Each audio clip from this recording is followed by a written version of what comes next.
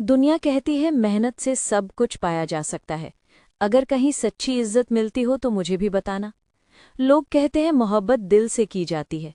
अगर कहीं बिना शर्त वाली मोहब्बत हो तो मुझे भी बुलाना। कहते हैं दौलत से सब रिश्ते बन जाते हैं। अगर कहीं सच्चे रिश्ते मिलते हों तो मुझे भी दिखाना। सुना है नाम से ही पहचान बनती है। अगर कहीं कर्म से पहचान बनती हो तो मुझे भी बताना। लोग कहते हैं दिखावे से लोग प्रभावित होते हैं। अगर कहीं सादगी से लोग जुड़ते हों तो मुझे भी समझाना। कहते हैं किताबें सब ज्ञान दे देती हैं।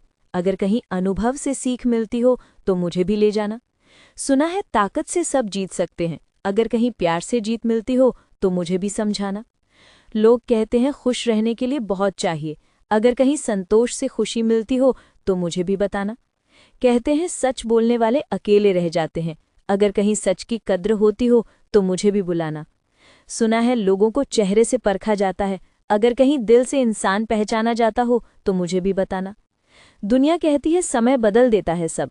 अगर कहीं इंसान खुद बदलता हो तो मुझे भी दिखाना। कहते हैं सपने पैसे से पूरे होते हैं।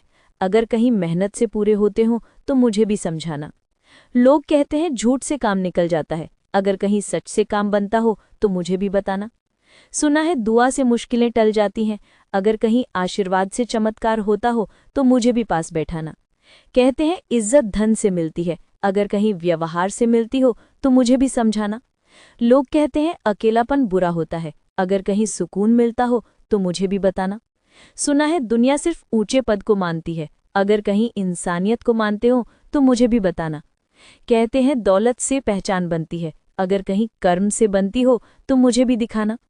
लोग कहते हैं अच्छा वक्त खुद आता है। अगर कहीं मेहनत से बनता हो तो मुझे भी बताना। सुना है बुराई जल्दी फैलती है। अगर कहीं अच्छाई भी फैलती हो तो मुझे भी पास ले जाना। कहते हैं रिश्ते निभाने में स्वार्थ चाहिए। अगर कहीं बिना स्वार्थ के निभते हों तो मुझे भी बताना। लोग कहते हैं सब कुछ किस्मत से मिलता है। अगर कहीं कर्म से मिलता हो तो मुझे भी समझाना। सुना है समय सब घाव भर देता है। अगर कहीं प्यार से भी घाव भरते हों तो मुझे भी बताना। बहुत समय पहले एक छोटे से गांव में अनिरुद्ध नाम का एक युवक रहता था।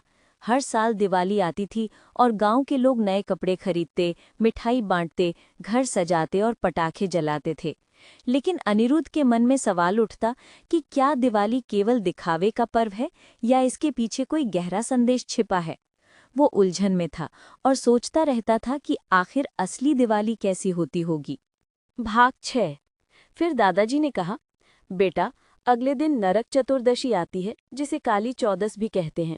इस दिन श्री कृष्ण ने नरकासुर नामक राक्षस का वध किया और 16,000 कन्याओं को मुक्त किया। इसका अर्थ है कि हमें अपने जीवन से बुराई और अंधकार को निकालना चाहिए।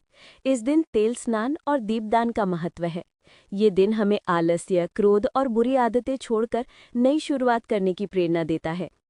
अनिरुद्ध ने पूछा, दादाजी, लोग इस दिन पटाखे क्यों जलाते हैं? दादाजी ने कहा, बेटा, पहले पटाखे शौर्य और विजय के प्रतीक थे, लेकिन आज वे प्रदूषण और नुकसान का कारण बन गए हैं। असली दीपावली का अर्थ है दीप जलाकर अंधकार मिटाना, धुआं फैलाना नहीं। अगर तुम सच में बुराई पर विजय चाहते हो तो अपने भीतर के क्रोध और आलस्य के पटाखे जलाओ, तभी नरक चतुर्दशी का असली फल मिलेगा।